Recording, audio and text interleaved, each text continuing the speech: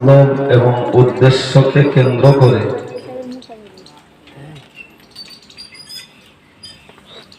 আজকের মাহফিলের আয়োজন ঘটেছে।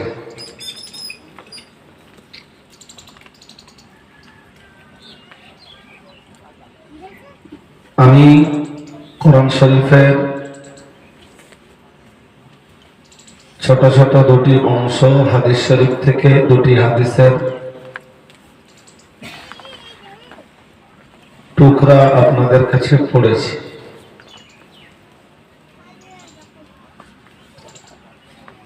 আয়াত এবং হাদিস দুটিকে সামনে রেখে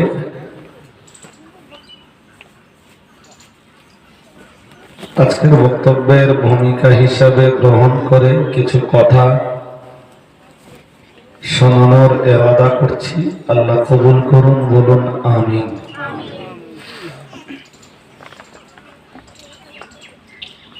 যারা বসেছেন শুরু থেকে কথা খুব মন দিয়ে শুনুন।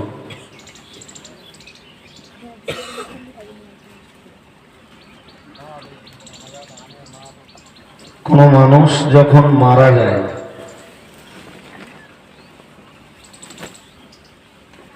তো মৃত ব্যক্তি নারী হন আর পুরুষই হন,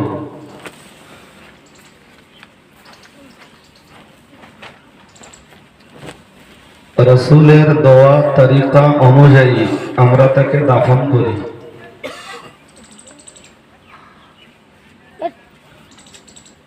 এবং যখন তাকে কবরস্থ করি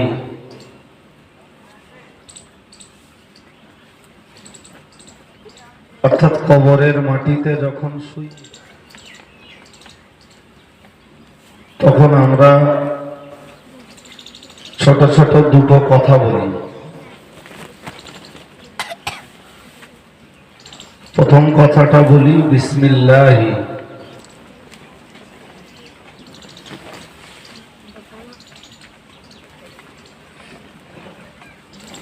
আই ওয়াদাতুকা ফি কবরিকা, অর্থাৎ তোমাকে এই কবরে রাখছি আল্লাহ পাকের নামের সঙ্গে।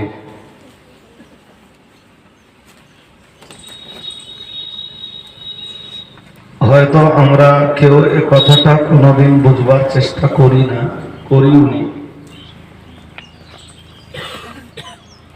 প্রত্যেকটা মাইয়িতকে দাফনের সময় প্রথম কথাটা বলি বিসমিল্লাহ, দ্বিতীয় কথাটা বলি ওয়া আলা মিল্লাতে রাসূলিল্লাহ। এই ছেলে, এই তুই ঝুঁকতিস কেন? সোজা সোজা পুরো সোজা। তুলে দাও, একদম তুলে দাও। হ্যাঁ তুলে দাও না।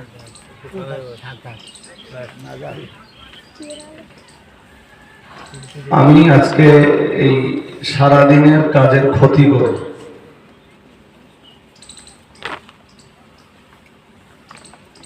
এতটা রাস্তা এসছি, বেরিয়েছি সেই 7:30টার পরে। এরা বলেছে 11টায় আসলে ভালো হয়, রাস্তা তো কম না।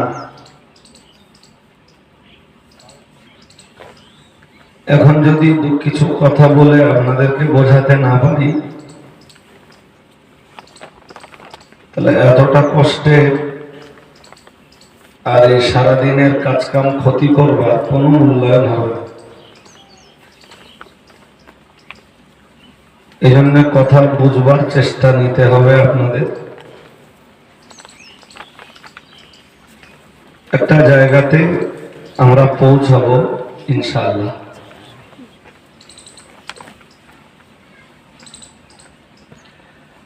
তো মানুষকে দাফন করার সময় ওই যে কথাটা বলি, প্রথম কথাটা বিসমিল্লাহ, ওর আগে কিংবা পরে একটা কথা উজ্জ্ব থাকে যেটা আমরা বলি না, সেটা হলো ওয়াদাতুকা ফি কবরিকা।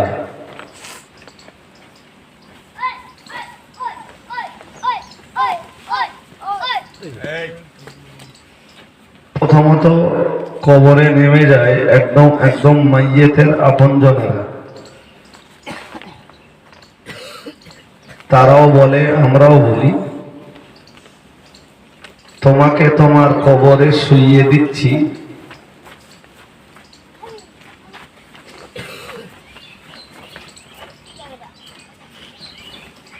আল্লাহ পাকের নামে।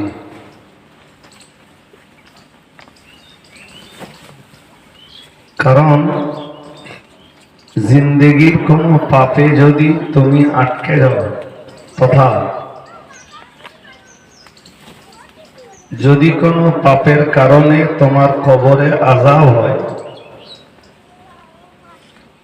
তো সেই আযাব থেকে বাঁচানেওয়ালা আমরা কেউ নেই। সেই আযাব থেকে রক্ষা করবার ক্ষমতা আমাদের কারণ নেই।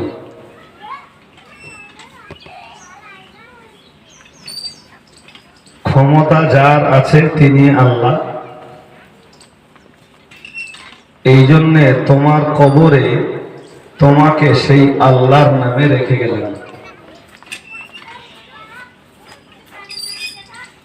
এইটা হলো মাইয়িতকে কবরে শোয়ানোর প্রথম কথার বাংলা মানে।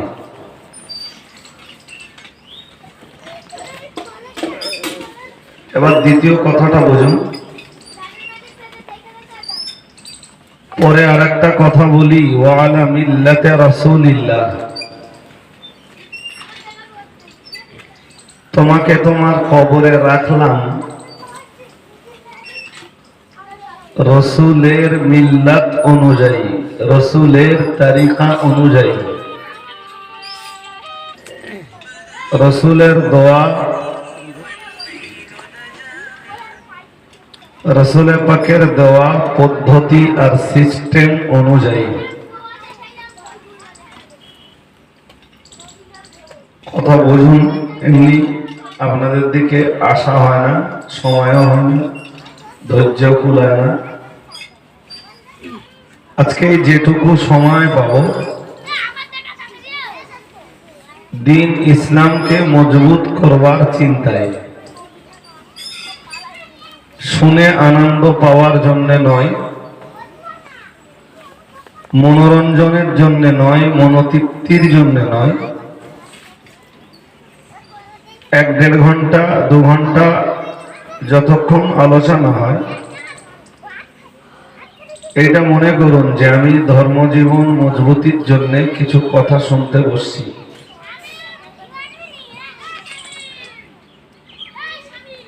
এখানে ছোট্ট দুটো কথা। প্রথম কথা হলো,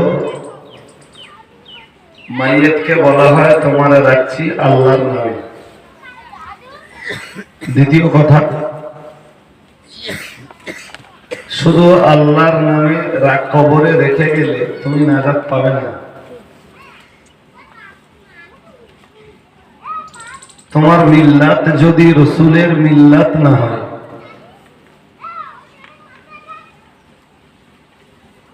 তাহলে তুমি নাজাতের যোগ্য মানুষ নও। কেউ আল্লাহকে ডেকেছে কিন্তু রসুলের তরিকাতে নয়, রসুলের সিস্টেমে নয়, তার আহ্বান, তার বুলি, তার আওয়াজ কোনোটাই আল্লাহর কাছে অ্যাকসেপ্টেড নয়। কোনোটাই আল্লাহ মকবুল করেন না, কবুল করেন না।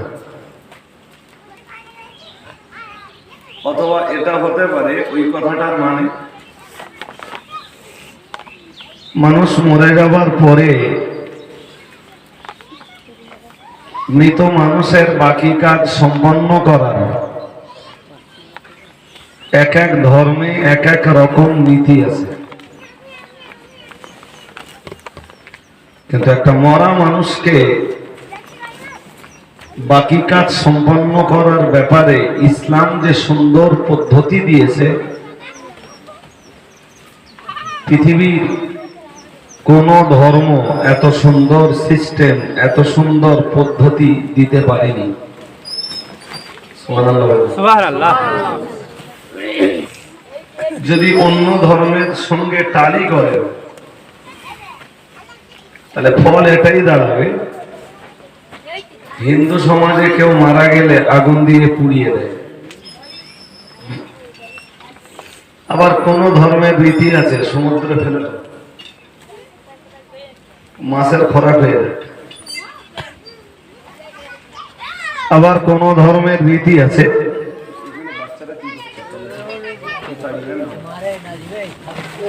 এত গেজাগেজি হলে কথা বলা যায় না, বলা যায়।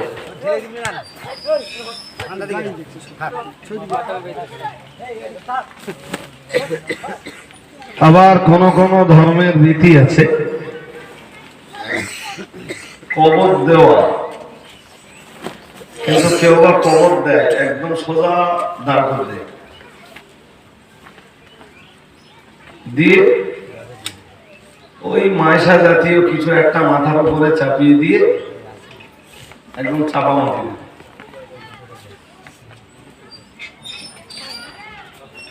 কিন্তু ইসলামের সিস্টেমটা কত সুন্দর।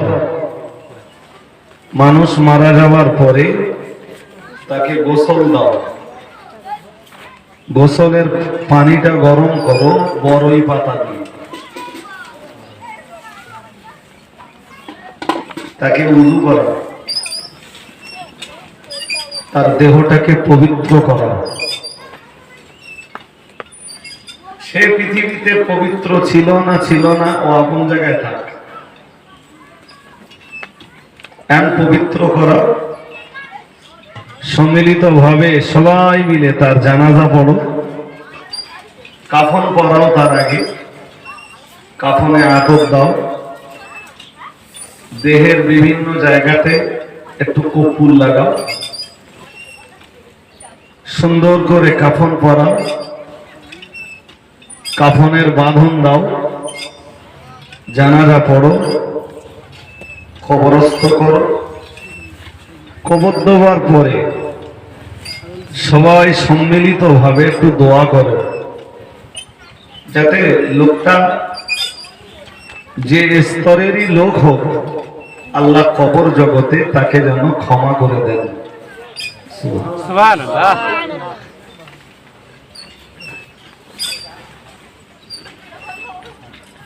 আমার এত কথা বলার উদ্দেশ্য এইটা যে মানুষকে দাফনের সময় ওই যে দুটি কথা বলা হয়, বিসমিল্লাহ, আর একটা কথা ওয়ালা মিল্লাতে রাসূলিল্লাহ। এটা মনে রাখবেন। যে মানুষটাকে দাফন করা হচ্ছে তাকে তো মরলে আল্লাহর নামে রাখছি, কিন্তু এই মানুষটা বেঁচে থাকা অবস্থায় আল্লাহর নামের উপরে ছিল কতটা। 2, মারা গেলে আমরা তাকে ছেড়ে রেখে আসি কবরে রাসূলের মিল্লাতের উপর। অন্য মনস্ক হলে হবে না ভাই, কথা শুনতে হবে। তো রাসূলের মিল্লাতের উপরে লোকটা ছিল কতটা।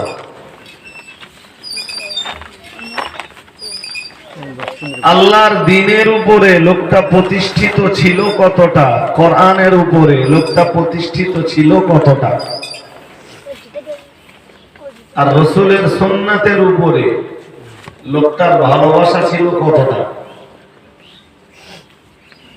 না আমরা আল্লাহর নামে দিয়ে আসবো, রাসূলের মিল্লাতের উপরে ছেড়ে আসবো, আর আল্লাহ আল্লাহ রাসূল তারে লেলেবে।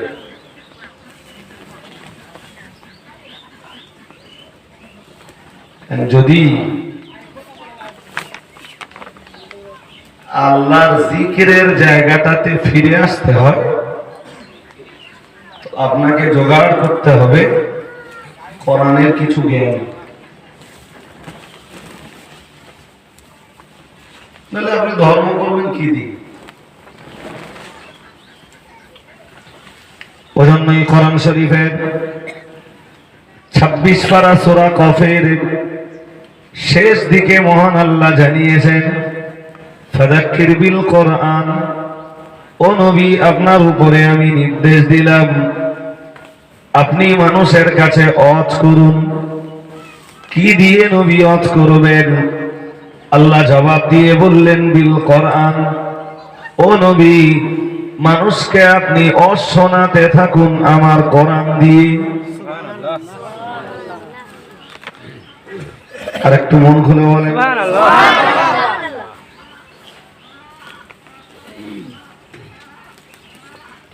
অন্য আয়াতে মহান আল্লাহ বিধান দিয়েছেন, ইয়া আইয়ুহার রাসূল, তার রাসূলকে ডাক দিয়ে বলেছেন, ও আমার রাসূল, বাল্লিগ মা উনজিলা ইলাইকা মির রাব্বিক।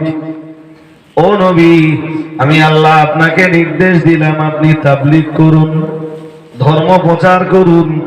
কি দিয়ে নবী ধর্ম প্রচার করবেন সেটাও মহান আল্লাহ বলে দিলেন, বাল্লিগ মা উনজিলা ইলাইকা মির রাব্বিক, আপনার রবের পক্ষ থেকে যা নাযিল হয়েছে সেইটা দিয়ে মানুষের কাছে ধর্ম প্রচার করুন।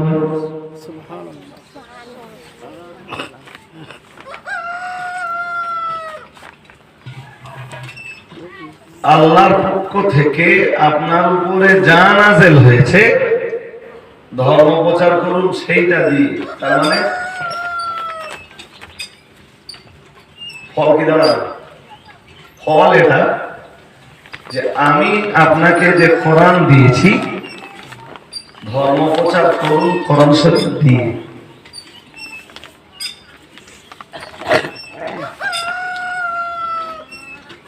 আমার ছোট্ট বয়সে যেটা অভিজ্ঞতা, সারা বাংলা ঘুরে, সেটা হলো মানুষের কাছে কোরআন শরীফের কোনো মূল্যায়ন হয় না।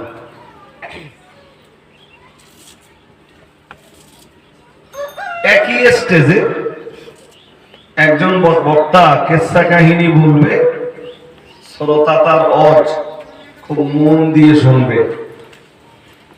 সেই স্টেজে আর একজন বক্তা কোরআন বলবে, হাদিস বলবে, শ্রোতার মন বেরবে। তাহলে এই শ্রোতারা এরা ধর্ম করবে কি দিয়ে?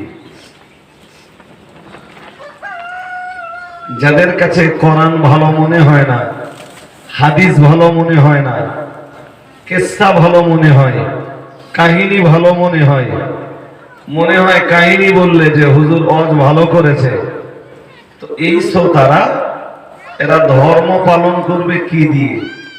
একটা প্রশ্ন চিহ্ন থেকে যায়। এক, দুই, মানুষ কবরে যাওয়ার পরে প্রথম অবস্থায় তিনটি প্রশ্ন হবে সবার। রাজা, মহারাজা, আমির, ফকির, ধনী, নির্ধন, ভ্যানওয়ালা, বিমানের পাইলট, কারো ছাড় নেই। তিনটে কোশ্চেন। প্রথম কোশ্চেন, তোমার রব্বুকা, তোমার রব কে? দ্বিতীয় কোশ্চেন, অমা দীনুকা, তোমার ধর্মের নাম কি?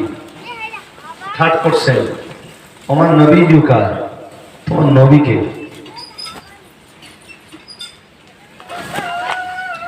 এই তিনটি প্রশ্নের জবাব যারা দিতে পারবে তাদের চতুর্থ আর একটা প্রশ্ন হবে। 4 নম্বরে আবার একটা প্রশ্ন হবে, লাস্ট কোশ্চেন। যারা না দিতে পারবে তাদের আর কোশ্চেন হবে। 4 নম্বরে কোশ্চেন হবে, ওমা ইলমুকা, তুমি যা উত্তর দিয়েছো সব সঠিক, কিন্তু বলো তুমি সঠিক অ্যান্সার, রাইট অ্যান্সারটা পেয়েছো কোথায়? তখন কবরবাসী জবাব দেবে, আল কোরআন ইমামি, পৃথিবীতে কোরআন শরীফ ছিল আমার পথপ্রদর্শক, আমি এই উত্তরগুলো সব জোগাড় করেছি আল্লাহর কালাম কোরআনুল কারীম থেকে। সুবহানাল্লাহ, আবার বলো সুবহানাল্লাহ। আমি এতক্ষণ ধরে যে কথাটা বোঝাতে চাইছি সেটা হলো, তাহলে কবরের ভিতরে আপনার কোরআন শরীফ লাগবে, কোনো হুজুর লাগবে না, কিন্তু কোরআন শরীফ লাগবে। কোরআন শিখতে দুনিয়ায় হুজুর লাগবে, কবরে গেলে আর হুজুর লাগবে না। এবার আপনার জন্য দরকার কোরআনুল কারীম। আর নবীকে চিনবার জন্য, কবরে রসুলকে চিনবার জন্য দরকার রসুলের হাদিসগুলো জানা, সুন্নাতের উপরে আমল করা। সুন্নাতের উপরে আমল করতে গেলে তো দুনিয়ায় হাদিস জানতে হবে। কিন্তু যেটা আফসোস, পরিতাপ আর দুঃখের বিষয়, সেটা হলো জনগণের কাছে কোরআন হাদিসের মূল্যায়ন নেই বললেই চলে। 2 ঘন্টা বাজে দুটো আয়াতের ব্যাখ্যা করা হয়। এইখানে যারা বসেছেন, যদি এক এক করে ইন্টারভিউ যে 5টা করে কোরআন শরীফের 5টা করে আয়াতের জ্ঞান একজন একজন করে বলে বাড়াতে হবে, বেশি না। কোরআন শরীফের 5টা করে আয়াতের জ্ঞান এক একজন বলে বাড়ি যাবে। তো 100-র ভিতরে 90, 95, 96, 97 জন শ্রোতা ফেল করা। তো কোরআন শরীফ আল্লাহ দিয়েছেন কি শুধু মরা মানুষের জন্য আর তাবিজ করে গলায় ঝোলানোর জন্য? খুব তো দেশ জুড়ে লোকজন মারা গেলে কোরআন শরীফ পড়ে সবরজানি করা হয়। আল্লাহ 3 খতম কোরআন শরীফ পড়া হয়েছে। আল্লাহ তুমি এই কোরআন খতমের ওসিলায় এই কবরবাসীদের নাজাত দাও। তো ও কি শুধু মরা মানুষের ক্ষমা চাওয়ার জন্য আল্লাহ কোরআন দিয়েছে? আর জেন্দারা যা ইচ্ছা তাই করে বেড়াবে এই জন্য কোরআন শরীফ? হ্যাঁ না কিছু বলেন না, উত্তর দেন। নাকি শুধু তাবিজ কবজ করার জন্য আর বাড়ি বন্ধ করে নেওয়ার জন্য কোরআন শরীফ দিয়েছে? কোরআন যেমন নাযিল করেছেন আল্লাহ, বহু জায়গায় মহান আল্লাহ জানিয়েছেন হুদাল লিন্নাস। আল্লাহ পাক রব্বুল আলামিন জানিয়েছেন হুদাল লিন্নাস, আমি কোরআন নাযিল করেছি মানব জাতির হেদায়েতের জন্য। সুবহানাল্লাহ, সুবহানাল্লাহ। একটু মন খুলে বলেন এত হুড়ুহুড়ি বলে হয় না? এমনি একটু আপনাদের কাছে আমার বক্তব্যের ভাব, ভাষা, মর্মার্থ, ভাবার্থ আপনারা কতটা উদ্ধার করতে পারবেন সে আমি জানি না, আমার চাইতে অনেক বেশি ভালো জানেন আল্লাহ। তাতে এত হুড়োহুড়ি হলে হয়তো কথা মোটেই বুঝবেন না। খুব মন দিয়ে কথা শুনুন, আমাদের বুঝতে হবে দুটো কথা। জি, কোরআনের এক জায়গায় না বহু জায়গায় রয়েছে যে কোরআন দিয়েছেন আল্লাহ মানুষের হেদায়েতের জন্য।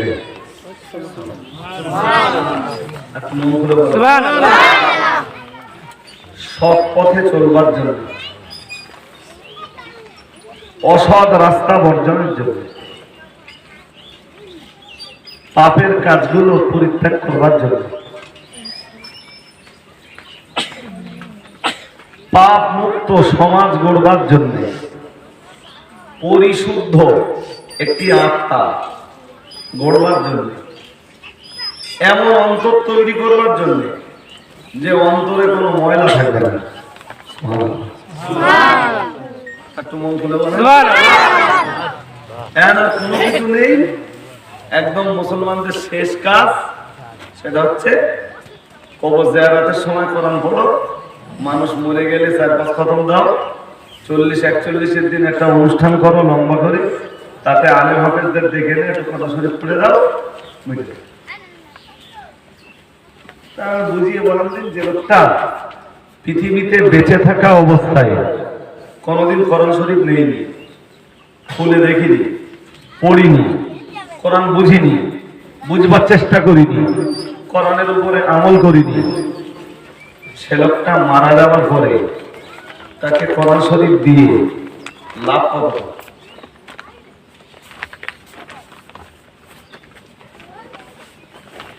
আমার কথা বলতে অসুবিধা হচ্ছে না? যে লোকটা সারা জীবন কোরআন পড়িনি, দেখিনি, মানিনি, শুনিনি, বুঝিনি, এ মরে গেলে কোরআন শরীফ লাভ কি?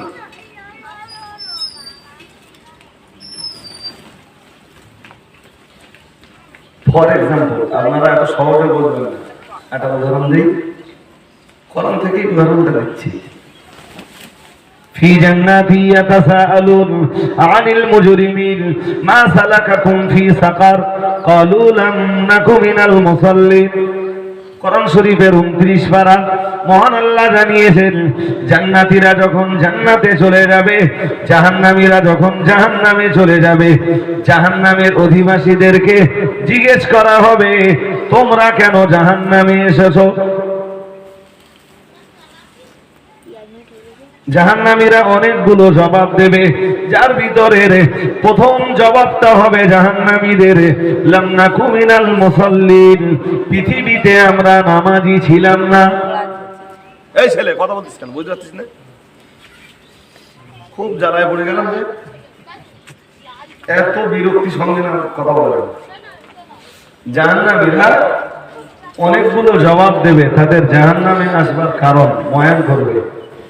আর এক নম্বরে যারা বলবে লাম নাকু মিনাল মুসাল্লিন, আমরা পৃথিবীতে নামাজি ছিলাম না, এই জন্য জাহান্নাম।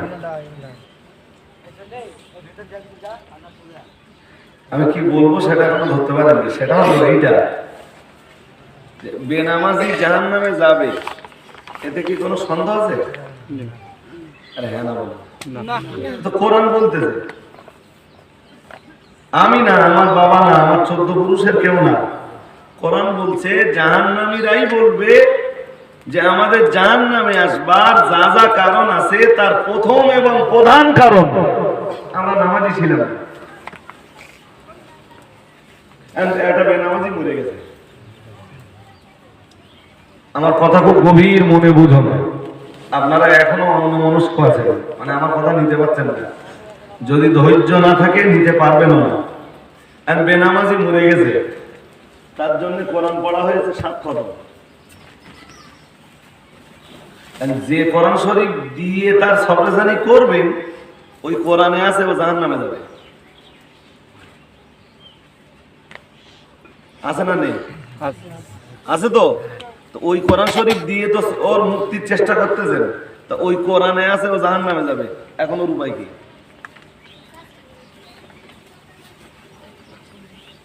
কি আমার কথা বুঝতে খুব অসুবিধা হচ্ছে না? হ্যাঁ, কি জানি, আপনাদের জন্য দেখছি যে মনোসংযোগের ঘাটতি এখনো। একটু আর একটু অ্যাটেনশন বাড়ান, দেখবেন আমার কথার সাথে সব একমত হয়ে যাবে। কারণ এই কোরআন হাদিসের জ্ঞান ভাই, এতে কোনো আমার বলতে ভুল হতে পারে, দুটো কথা আলাদা জিনিস, কিন্তু কোরআন আর হাদিসের জ্ঞানে কোনো ত্রুটি নেই, ও নিখাত জ্ঞান, নিখুঁত জ্ঞান। ওতে কোনো ভুল নেই, ওতে কোনো ত্রুটি নেই, ওতে কোনো বিচ্যুতি নেই। মানব জাতির পরিশুদ্ধ জ্ঞানের জন্য আল্লাহ দিয়েছেন কোরআন, রাসূলুল্লাহ দিয়েছেন হাদিস।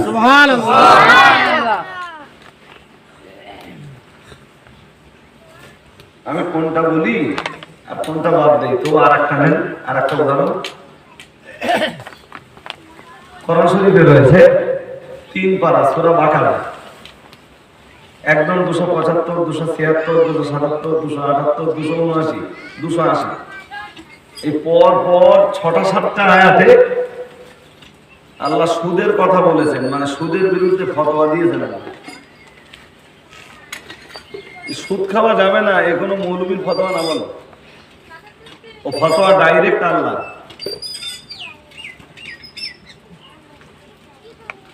আর মানুষকে যিনি সৃষ্টি করেছেন, মানুষের কোনটায় কল্যাণ, কোনটায় অকল্যাণ, কোনটায় ভালো আর কোনটায় খারাপ, যিনি সৃষ্টি করেছেন তিনি সবচাইতে বেশি খবর রাখেন। সুবহানাল্লাহ বলবেন? আরে আমার কোনটায় ভালো কোনটায় খারাপ, আমারে যিনি সৃষ্টি করেছেন তিনি জানবেন না? জানবেন না? জানেন তো। তো তিনি জানেন বলি যেগুলোতে আমাদের খারাপ আছে সেগুলো সব মানা করে দিয়েছে। মদ খেও না, খারাপই আছে, সুদ খেও না, খারাপই আছে, জুয়া খেলো না, অকল্যাণ আছে, লটারি কেটো না, অমঙ্গল আছে। এই যেগুলো খারাপ আছে কোরআনে আছে, আল্লাহ বলেছেন বেয়াদিকাল খাইর, তোমার রবের হাতে, তোমার রবের কুদরতি কবজায়, তোমার আল্লাহর কুদরতি কবজায় রয়েছে সমস্ত প্রকারের কল্যাণ। একটু মন খুলে বলে তো কিসে আমাদের ভালো হবে, কোনটায় খারাপ হবে, সেটা সবচেয়ে বেশি জানেন কে? আল্লাহ। তো আল্লাহ জেনেই সুদ হারাম করে দিয়েছেন, তোরা সুদ খাবি।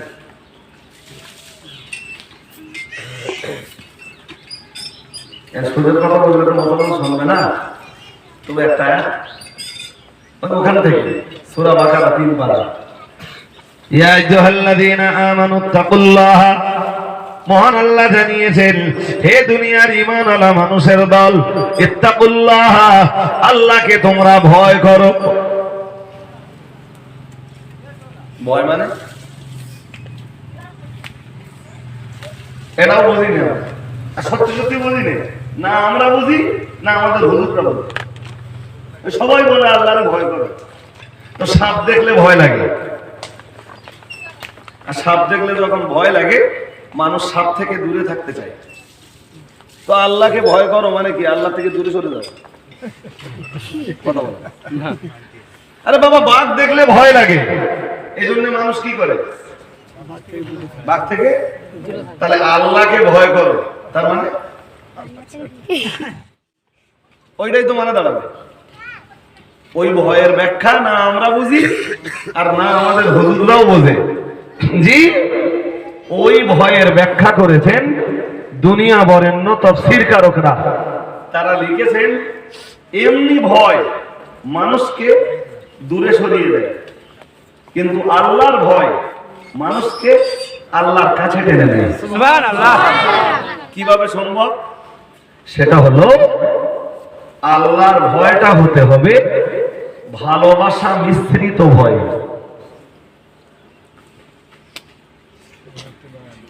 আমার কথা বলতে উঠতে ভালোবাসা মিশ্রিত ভয়।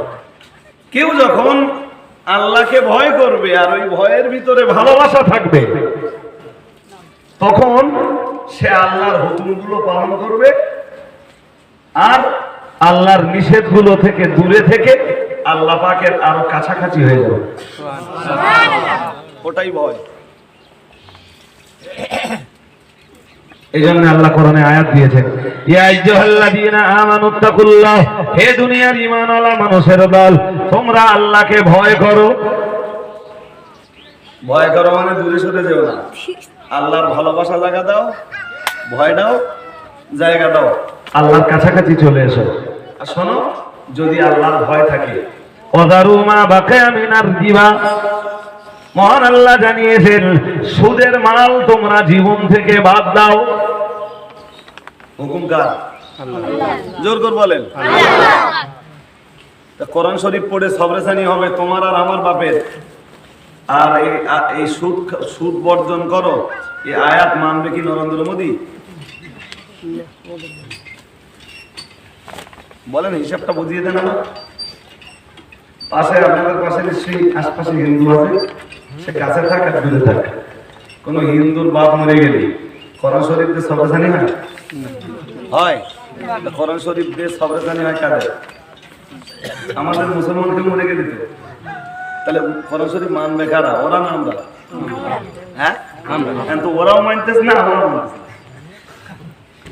তাহলে নিতান্তই এখন বলতেই হয় যে কোরআন শুধু সবরেসানি করার কথা।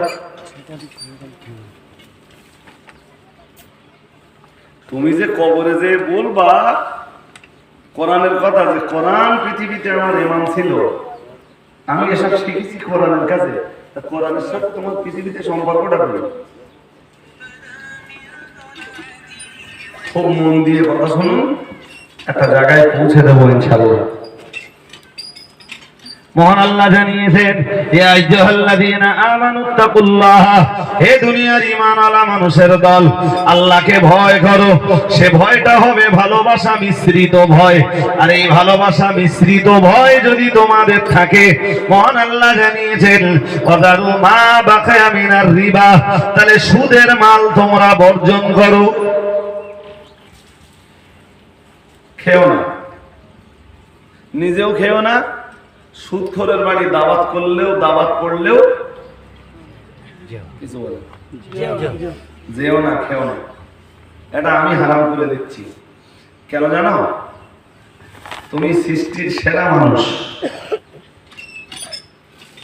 তুমি সুদের মাল ভিতরে ঢোকালে তোমার মনুষ্য, তোমার এই ভিতরের মানবিকতা আর মানবিকতার জায়গাতে থাকবে না। ভিতরের মনুষ্যত্ব তখন পশুত্বে পরিণত হবে।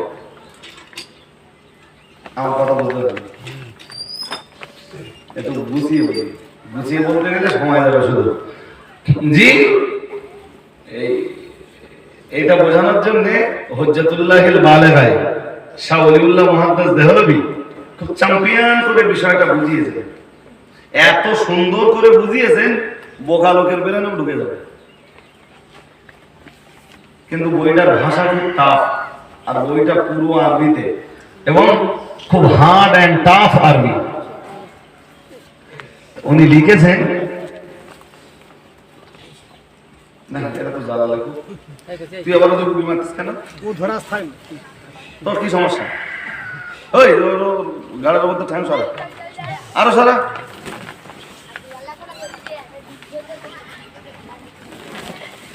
জি,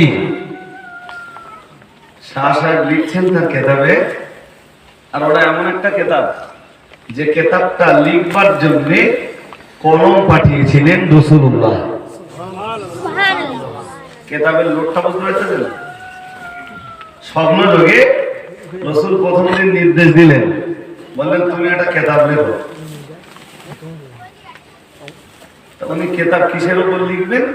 তা নবী নির্দেশ দিলেন ইসলামী বিধিবিধানের হিকমতের উপরে কেতাব লেখো। রহস্য, আল্লাহ কেন নামাজের বিধান দিয়েছেন, কেন রোজার বিধান দিয়েছেন, কেন হজ্জের বিধান দিয়েছেন, কেন সুদ না খাবার বিধান দিয়েছেন, কেন গান শোনা যাবে না এই বিধান দিয়েছেন। এই প্রত্যেকটা বিধানের রহস্য তুমি উন্মোচন করো। তা শাহ ওলিউল্লাহ মুহাদ্দিস দেহলভী প্রথম রাত্রে নবীর নির্দেশ পেলেন, দ্বিতীয় রাত্রে শুয়ে পড়লেন, তাহাজ্জুদ পড়ে রাসূলের উপরে দরুদ পড়তে পড়তে স্বপ্ন যোগে চলে এলেন হুজুরের ঘরে। রাসূলের দুই দৌহিত্র হযরত ইমাম হাসান আর হুসাইন, উনি পরের রাত্রে হাসান আর হুসাইনকে স্বপ্ন দেখছেন।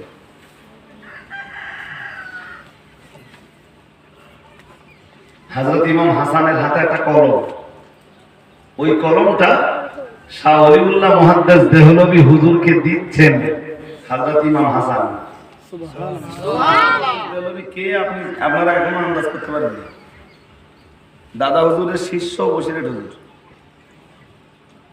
মানে বসিরহাট হুজুরের পীর দাদা হুজুর। দাদা হুজুর কেবলার পীর সফি ফতেহ আলী ওসি হুজুর, ওনার পীর নূর মোহাম্মদ নিজামপুরি। এইভাবে উপরের দিকে উঠতে উঠতে উঠতে উঠতে এই ধারাবাহিকতা পৌঁছেছে শাহ ওলিউল্লাহ মুহাদ্দিস দেহলভী হুজুরের কাছে। তিনি যেতনা বড় আলেম, তত বড় দুনিয়া শ্রেষ্ঠ এক ওলি। তার লেখা বই আরব কান্ট্রিতে, আরব দুনিয়াতে পড়ানো হয়, অথচ তার জন্ম ভারতবর্ষের দিল্লিতে।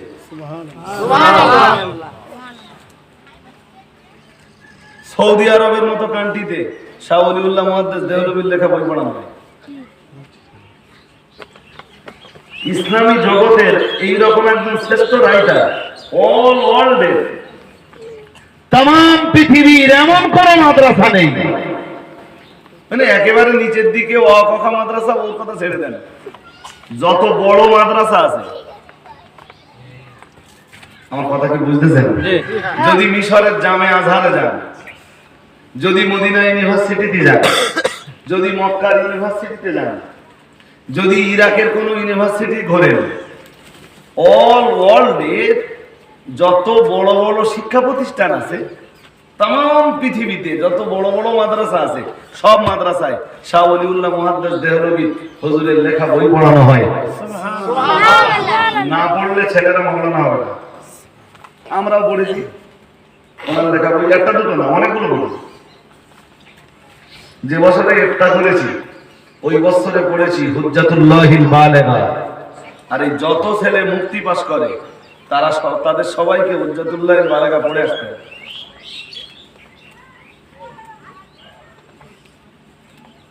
কেন জানেন? এক, কেতাব লিখেছিলেন রসুলের নির্দেশে। দুই, কেতাব লিখবার জন্য স্বপ্ন যোগে কলম পাঠিয়েছেন প্রিয় রসুল তার দহিত্র হযরত ইমাম হাসানকে দিয়ে। ইমাম হাসান স্বপ্ন যোগে কলমটা দিচ্ছেন শাহ সাহেবের, আর বলছেন হাদা কালামু জাদ্দিনা রাসূলিল্লাহ। কথা বলতে পারেননি আপনারা? আরবি তো।